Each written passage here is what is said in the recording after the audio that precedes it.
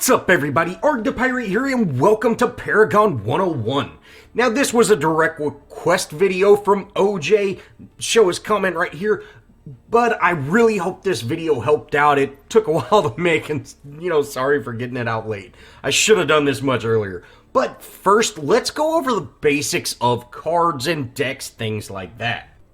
First off, we have to talk about affinities. Now, there are 5 affinities: growth, knowledge, order, death, and chaos. And each one of these affinities have specialty cards within them, and you are limited to 2 affinities per deck. First up, we have growth. Flame of Zetchin, Growth Totem, and Battle Shepherd are cultivate cards. These cards get cheaper as you put in ability points. Within order, we have 3 cards as well: Godmother Vigilant, Knight of Asher, and lastly, Gates of Salvation. Now, how Elevate works is if it is the only card equipped within your 3 cards that you can have, the card gets stronger, whether Gates of Salvation gives you a faster proc and Godmother gives you more health. Within Death, there are 3 cursed cards. Now, these cards cannot be unequipped once you equip them. And that's Possess Sprykin, Devastation, and Lord Volstock. Now, these cards are very strong for early game, but late game are very weak. And since they cannot be unequipped, you are kind of betting that you will have a strong early game and relying on your early game. Next up, we have Chaos. Now, Chaos has combustible cards: Dunewind's Profiteer, and Hellfire Engine. These cards are very strong and can give you a big benefit, but they are rather pricey, and if you ever die, you lose the card along with the gold that you used to purchase them.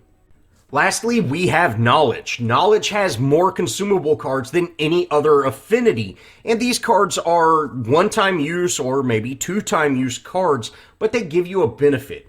The last being Power Tap. Power Tap costs 4,000 gold and gives you permanent 15 power. Next up, we have ability trees: Agility, Vitality, and Intellect. Agility gives you attack speed with basic armor, Vitality gives you health and health regen, and Intellect gives you mana and mana regen. Now, as you play, you will slowly gain gold. And gold is used to purchase these ability points. It requires 1,000 gold per ability point. And for instance, if you want to build a caster, which we'll build a caster deck here in a second, you will want to mostly focus on Intellect. And Intellect, because it gives you that mana and mana regen, as well as the gems that you can assign to the ability trees. Each ability tree has 25 total points that you can equip into it, as well as at certain keystones or key points, you can insert a gem. Now, the gems are automatic once you equip them into the deck, and each one of these key points at level 1, 7, 13, 19, and 25 will give you certain abilities. For example, the rank 7 gem, you can pick up Blade Turn, Deadly Mana, or Experienced for your gem. Now, I can't tell you exactly the best way to build other than, telling you to go watch some of my build guides. I have some very simple decks that, you should be able to build something close to it. But each one of these gem slots has 3 different gems to pick from. For example, this slot now has Spell Burn, Healing Spells, and Mana Fountain. And as a caster, I hugely prefer Mana Fountain over Spell Burn and Healing Spells, but definitely play around and pick the gems that fit your playstyle best. Now, every deck you make requires 6 gems. No more, no less. You must have 6 gems to be able to use this deck. Even if you don't use all the gems, you must put them on. Only gem I can highly recommend should be on almost every single deck is Healing Towers. It's a rank 1 Vitality gem, and it is amazing. Now let's get into deck building. So, I've gone ahead and picked all my gems, is what I just did. Now we need to pick our cards, and you can see each one of these cards has a different cost. Some cost gold, but most cost ability points. And you can unequip cards once you put them on, with the exception of those cursed cards. Now, we're going to build just a pretty quick caster deck. We're looking for cards with power or mana, things like that, and we want to stick into the intellect tree. You could pick up something like Guard Piercer, which is a 5-point agility card, but since we're not going to be focused in agility, it's much better to pick up cards that, kind of fit into your tree. So we've got our early stage cards, the 4,000 cost or so. Next, we're going to look at 8,000 cards, and you've really only got two options, Atomic Soldier and Thaumaturge. Now, Thaumaturge is not the best card in my opinion. It does have a pretty cool passive, but this is the mid-game card that you're really going to shoot for.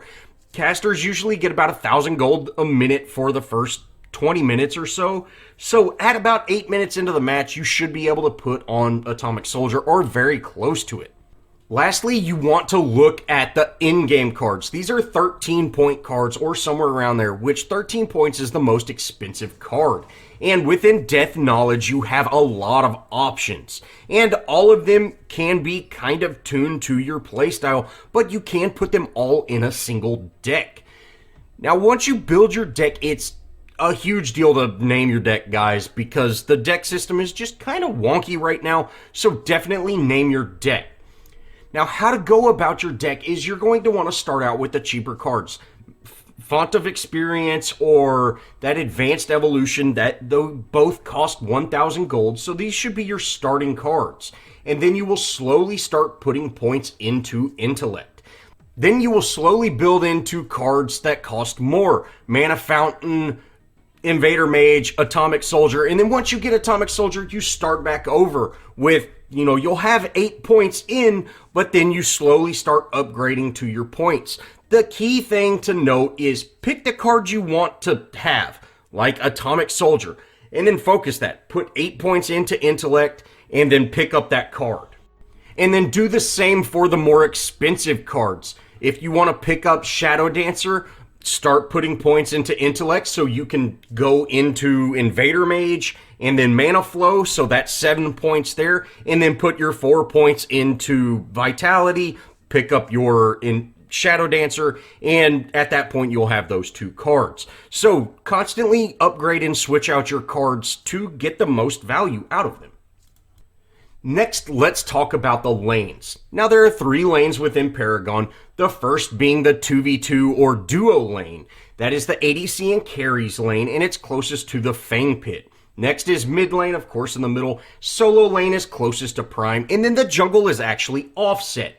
The jungle on the Dusk side is closer to the 2v2, and the jungle on the Dawn side is closer to the solo lane. Now, within the 3 lanes of Paragon, the duo, mid, and solo lane, there are minions, and these minions spawn in at 30 seconds into the match and continue to spawn every 30 seconds. Once the minions meet up, they will begin to fight, focusing the melee minions first, leaving the ranged minions to stay at the range and just do damage. Now, ranged minions hit a lot harder than melee minions, so it is kind of important if you want to push a lane to take out those ranged minions first so your wave stays bigger. Enemy minions' health bars are orange, and when they turn to red, that means you can kill them in one hit. This is with a basic. Don't waste your abilities on killing melee minions or just really any laning minions. Abilities are really kind of better used to hit the enemy heroes with. Now, if you ever use a basic attack, or there are a few abilities out there to hit an enemy hero, the minions will change their focus towards you. You can see here, Morgesh just hit me with a basic, and my ranged minion quit attacking the minions and started attacking her. This can be used to manipulate the minion wave, but the big part of this is you have to be careful, because if there's a big minion wave and they all start hitting you, you will take tons of damage. Now, the minion I was just shooting right there is known as the Siege Minion, and he focuses the tower above all else once he gets into the tower's area. You can see that big circle. Even if other minions are present, he focuses the tower and he does quite a bit of damage to the tower. So if your tower is being attacked by minions, focus him. because he will do all the damage. Once your minions show up, the enemy minions and your minions will focus on one another. But as long as that siege minion is in your tower, he will do damage to it. And you can see right here, I was just kind of waiting for them to show up. You can see that siege minion kind of sets his gun down and he starts lobbing grenades. He's not focusing anything else over the tower. And you can see we got pretty good chunk of damage done to that tower just in those few hits he was able to hit. Next, we have an example of using a basic attack on an enemy. You can see I start shooting this bot Grux, and the entire enemy minion wave is hitting me. No one is hitting me other than the minions, and you can see they were doing a good chunk of damage. So if you're in a pretty good minion wave, a pretty big minion wave, do not hit that enemy hero or the minions will just slowly kill you. And you can see I got fairly low. Even though Grux did hit me, a couple of times, the main part of that damage was the minion wave. And again, that siege minion is focusing the tower above all else. He's not concerned about the other minions once he gets into that tower's area. Once you are able to get your minion wave into the enemy's tower, this is time to do damage to the enemy tower. But it does have one exception. The tower will not focus you as long as you never hit an enemy hero. If you ever switch to an enemy hero, the tower will then instantly target you, and it does a decent amount of damage in the early game. You can see here, I hit that Morgesh, and the tower instantly started attacking me. You can back out and then go back into the tower, and, the tower will, of course, switch targets. But as long as you stay under tower without backing out, the turret will always target you. One thing you can do is stay out of the circle of the tower. This will allow you to do damage to the enemy heroes and not, run the risk of being hit by that turret. As soon as you quit damaging the enemy hero, you can step into that turret's range and start poking down the tower. Before we move on, the last thing is the laning minions will always focus you if nothing else is around. You can see here their eyes will glow and you'll hear a slight noise. That means you now have minion aggro, and you can see they're following me around. And you can use this to your, advantage. You can manipulate this wave, which is what I'm doing now. I'm not taking really any damage, but I'm cleaning out this wave, allowing my wave to push. And you can also do this with the next wave. You see here, I'm able to run all the way down, and these minions, a few of them peeled off and went after my wave, but a few stayed with me. And this kept all damage, or, a lot of damage off of my minion wave. And this is really important if you want to hard push a lane and, push it fast to where, you actually want to get down and do some damage to a tower. Next, let's go over the jungle. Now, the first round of jungle minions spawn in at 60 seconds, and then additional minions spawn in every 90 seconds after. The first minion that spawns in is always a large minion who has more health and does more damage, but has better rewards. After him, small minions spawn in, which are about like laning minions. These smaller minions reward less, but, they're easier to kill. Now, the large minion is always priority, so if a large minion is missing, you get another large minion. Now, the green buff spawns in at 1 minute and 20 seconds, and it has 2 small minions along with the green buff. Now, the green buff monster, it takes a while to take him down, but he gives you an overshield, and this overshield protects you from all damage and reflects damage back to your attackers. This can mean enemy heroes or just minions in the jungle. Now, the green buff is one of the best tools for the jungler. You can use that to get early game ganks and even early game tower dives, but it's always good no matter what stage of the game you're in. It spawns in 3 minutes after you kill it. Now, along with the green buff, there is the black buff. Black buff, it shares all the same qualities of the minions, things like that, as the green buff. It spawns in 3 minutes after you kill it, but the buff is different. You get Hunter's Sight, which Hunter's Sight shows vision of everybody around you except for enemies that are in the Shadow Plane, which we'll talk about the Shadow Plane in a minute.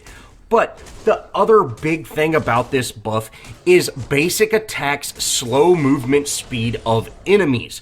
For melee attacks, it's 20%, and range attack, it's 15%.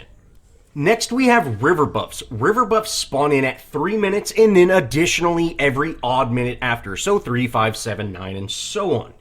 There are 4 different types of river buffs: blue, red, orange, and purple. Blue buff is movement speed. Orange is a basic attack dot damage. So anytime you basic attack something, they take a little bit of dot damage over a period of time.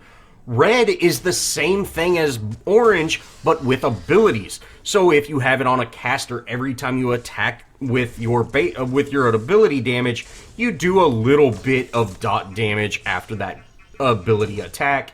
And then lastly, purple. Purple buff puts you into the shadow plane, which is basically invis in Paragon's terms. There are certain things that can see you within the shadow plane, such as wards, but you can also see the wards that are placed, as well as only other heroes that are in the shadow plane can see you when you're in the shadow plane. This makes it an amazing tool to gank enemy heroes with. Next up, we have Fangtooth. Fangtooth is a team-wide permanent buff. The first time you kill him, you gain 4 power and 1,000 gold for your entire team, regardless of how many people help you down this raptor. The second time you get 4 power and 10% out of combat movement speed. The third time is 4 power and 15% non-hero damage. And the fourth time is 8 power. And every time you kill Fang after that fourth time, you just get an additional 8 power. So this can really help, power up your team and make a huge impact. Fangtooth spawns in at 5 minutes, and then every 3 minutes after you kill him, Fangtooth spawns in again. Next up, we have Orb Prime. Now, Orb Prime is a team-wide siege buff that is applied to everybody on your team that is alive once it's down. So if you have a dead teammate, they're not going to benefit. It lasts 90 seconds and gives a good amount of health regen as well as mana regen, but also applies an aura to your laning minions to make them actually do more damage and, have more health. This is really great for pushing objectives, but Orb Prime is not really meant to be soloed, although a few heroes can solo Prime. You can see here those missiles that he shoots up. They do a ton of damage, and if you are the only hero there, you take all 10 hits because those missiles split up amongst everybody within the area. So if you have 5 heroes there, everybody takes 2 and it's not a whole lot, but taking 10 hits is quite a bit. Next up, we have the solo lane buff, which is called the Aqua buff. The Aqua buff provides 225 health over 15 seconds, which late game is not that critical, but in the early stages, having access to this buff is absolutely huge, and it is at more of an advantage to pick it up, or much easier to pick it up on the Dawn side than it is the Dusk side. So this can change your mind of what type of hero you want to have in your solo lane, depending on if you are Dawn or Dusk. Lastly, we have the Gold buff. Now, the Gold buff is located in the same position as the Aqua buff, but on the other side of the map. So the Dusk side has the advantage. Now, when you kill the Gold buff, the person who gets the final hit is rewarded with 300 gold. Simple as that. There is no time you have to wait. It's 300 gold instantly. Now, I will go over basic laning and things like that within the next few videos. I'm planning on making a whole series and kind of bringing back that beginner's guide because it is about time I, made a new one. But the one thing I do want to talk about before I kind of end this video is, guys, just because you're in a lane doesn't mean that is the only place you should be. Definitely rotate. Now, I am in a bot match, so it's not quite as fair. But you can see I had my lane pushed in mid. This is going to free me up to rotate. Although, I wasn't able to get that kill on Yin. You can see with the team presence we have right here, we're going to very easily be able to down this T1.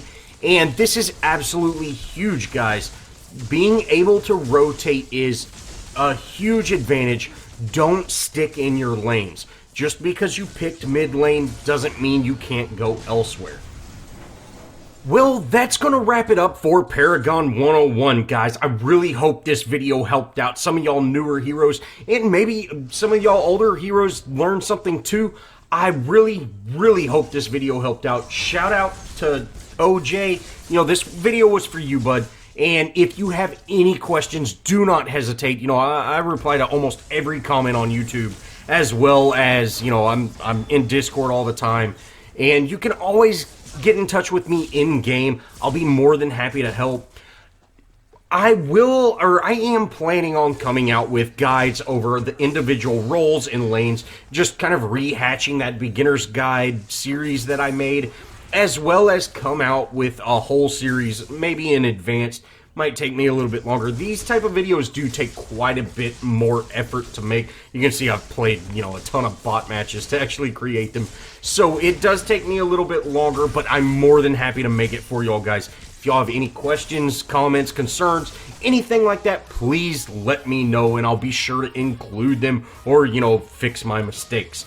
Well, thanks for watching, guys, and if you did enjoy, show me some love. Leave me a comment, think about subscribing, join our Discord if you haven't done it. I'd love to play with some of y'all, and as always, I'll see y'all in the next video.